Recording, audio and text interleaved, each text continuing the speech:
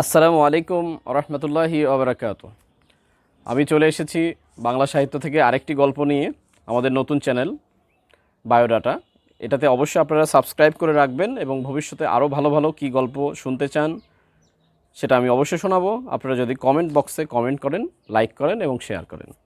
এখন আমি পড়ব সুকুমার রায়ের ছোটদের সেরা গল্প বই থেকে একটি গল্প, রাজার অসুখ। তো আমার সাথেই থাকুন, গল্পটি আমি শুরু করছি। রাজার অসুখ। এক ছিল রাজা, রাজার ভারী অসুখ। ডাক্তার, বদ্যি, হাকিম, কবিরাজ সব দলে দলে আসে আর দলে দলে ফিরে যায়। অসুখটা যে কি তারা খেয়েও বলতে পারে না, অসুখ সারাতেও পারে না। সারাবে কি করে? অসুখ তো আর সত্যিকার নয়। রাজামশাই কেবলই বলেন ভারী অসুখ, কিন্তু কোথায় সে অসুখ তার কেউ খুঁজে পায় না।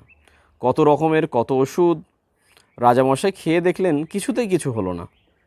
মাথায় বরফ দেওয়া হলো, পেটে সেক দেওয়া হলো, কিন্তু অসুখের কোনো কিনারাই হলো না।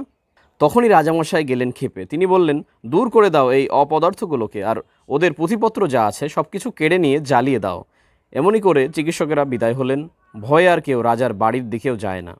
তখন সকলের ভাবনা হলো, তাই তো, শেষটাই কি রাজামশাই বিনা চিকিৎসায় মারা যাবেন? এমন সময় কোথা থেকে এক সন্ন্যাসী এসে বলল, অসুখ সারাবার উপায় আমি জানি, কিন্তু সে ভারী শক্ত। তোমরা কি সেসব করতে পারবে? মন্ত্রী, কোটাল, সেনাপতি, পাত্রমিত্র সবাই বলল, কেন পারবো না, খুব পারবো, জান দিতে হয় জান দেব। তখন সন্ন্যাসী বলল, প্রথমে এমন একটি লোক খুঁজে আনো যার মনে কোনো ভাবনা নেই, যার মুখে হাসি লেগেই আছে, যে সব সময়ে সব অবস্থাতেই খুশি থাকে। সবাই বলল, তারপর? সন্ন্যাসী বলল, তারপর সেই লোকের গায়ের জামা যদি রাজামশাই একটা দিন পরে থাকেন আর সেই লোকের তোষকে যদি এক রাত্রি ঘুমিয়ে থাকেন, তাহলে সব অসুখ সেরে উঠবে। সবাই শুনে বলল, এ তো চমৎকার কথা। তাড়াতাড়ি রাজামশাইয়ের কাছে খবর গেল। তিনি শুনে বললেন, আরে এই সহজ উপায়টা থাকতে এতদিন সবাই মিলে করছিল কি? এইটা কারো মাথায় আসেনি? যাও এখনই খোঁজ করে সেই হাসিওয়ালা লোকটার জামা আর তোষক নিয়ে এসো। চারিদিকে লোক ছুটল, রাজ্যময় খোঁজ খোঁজ রব পড়ে গেল, কিন্তু সে লোকের আর সন্ধান পাওয়া যায় না। যে যায় সেই ফিরে আসে আর বলে, যার দুঃখ নেই, ভাবনা নেই, সর্বদাই হাসি মুখ, সর্বদাই খুশি মেজাজ, কই তেমন লোকের তো দেখা পাওয়া গেল না। সবার মুখে একই কথা। তখন মন্ত্রীমশাই রেগে গেলেন, এদের দিয়ে কোনো কাজ হয়? এই মূর্খেরা খুঁজতেই জানে না। এই বলে তিনি নিজেই বেরোলেন সেই অজানা লোকের খোঁজ করতে। বাজারের কাছে মস্ত এক দালানের সামনে তিনি দেখলেন মেলা লোক জমে গিয়েছে, আর এক বুড়ো শেঠজি হাসি মুখে তাদের চাল, ডাল, পয়সা আর কাপড় দান করছে।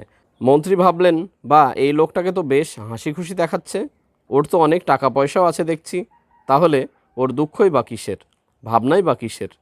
এরই একটা জামা আত্মশোক চেয়ে নেওয়া যাক। মন্ত্রীমশাই এই রকম ভাবছেন, ঠিক সেই সময় একটা ভিখারি করেছে কি, ভিক্ষা নিয়ে শেঠজিকে সেলাম না করেই চলে যাচ্ছে। আর শেঠজি রাগ দেখে কে, তিনি ভিখারিকে গাল দিয়ে জুতো মেরে তার ভিক্ষা কেড়ে তাকে তাড়িয়ে দিলেন। ব্যাপার দেখে মন্ত্রীমশাই মাথা নেড়ে সেখান থেকে সরে পড়লেন। তারপর নদীর ধারে এক জায়গায় তিনি দেখলেন একটা লোক ভারী মজার ভঙ্গি করে নানা রকম হাসির গান করছে, আর তাই শুনে চারিদিকে লোকেরা হো হো করে হাসছে। মানুষ যে এত রকম হাসির ভঙ্গি করতে পারে তা মন্ত্রীমশাইয়ের জানা ছিল না। তিনি লোকটার গান শুনে তার তামাশা দেখে একেবারে হেসে অস্থির হয়ে উঠলেন আর ভাবলেন, এমন আমোদে লোকটা থাকতে আমার লোকগুলো সব হতাশ হয়ে ফিরে যায়। তিনি পাশের একটা লোককে জিজ্ঞাসা করলেন, এই লোকটা কে হে? সে বলল, ও হচ্ছে গোবরা মাতাল। এখন দেখছেন কেমন খোশ মেজাজে আছে, কিন্তু সন্ধ্যা হলেই ওর মাতলামি, চেঁচাচেঁচি আর উৎপাত শুরু হয়। ওর ভয়ে পাড়ার লোক তিষ্ঠতে পারে না। শুনে মন্ত্রীমশাই গম্ভীর হয়ে আবার চললেন সেই লোকটির সন্ধানে। সারাদিন খুঁজে খুঁজে মন্ত্রীমশাই সন্ধ্যার সময় বাড়ি ফিরলেন, কিন্তু সে লোকের সন্ধান কোথাও মিলল না। এমনই করে দিনের পর দিন তিনি খোঁজ করেন আর দিনের পর দিন হতাশ হয়ে বাড়ি ফেরেন। তার উৎসাহ প্রায় ফুরিয়ে এসেছে। এমন সময় হঠাৎ গাছতলায় তিনি একটা পাগলা গোছের বুড়ো লোকের দেখা পেলেন। লোকটার মাথা ভরা চুল, মুখ ভরা দাড়ি, সমস্ত শরীর যেন শুকিয়ে দড়ি হয়ে গিয়েছে। মন্ত্রী বললেন, তুমি এত হাসছো কেন? সে বলল, হাসবো না, পৃথিবী বন বন করে ঘুরছে, গাছের পাতা সরে সরে যাচ্ছে, মাঠে মাঠে ঘাস গজাচ্ছে, রোদ উঠছে, বৃষ্টি পড়ছে, পাখিরা গাছে এসে বসছে, আবার সব উড়ে যাচ্ছে। এসব চোখের সামনে দেখছি আর হাসি পাচ্ছে। মন্ত্রী বললেন, তা না হয় বুঝলাম, কিন্তু শুধু বসে বসে হাসলে তো আর মানুষের দিন চলে না। তোমার কি আর কোনো কাজকর্ম নেই? ফকির বলল, তা কেন থাকবে না? সকালবেলায় নদীতে যাই, সেখানে স্নান টান সেরে লোকজনের যাওয়া আসা, কথাবার্তা এইসব তামাশা দেখে আবার গাছতলায় এসে বসি। তারপর যেদিন খাওয়া জোটে খাই, যেদিন জোটে না খাই না। যখন বেড়াতে ইচ্ছা হয় বেড়াই, যখন ঘুম পাই তখন ঘুমাই। কোনো ভাবনা চিন্তা হট্টগোল কিছুই নেই, ভারী মজা। মন্ত্রী খানিক মাথা চুলকিয়ে বললেন, যেদিন খাওয়া পাও না সেদিন কি করো? ফকির বলল, সেদিন তো কোনো ল্যাঠাই নেই, চুপচাপ পড়ে থাকি আর এই সব তামাশা দেখি।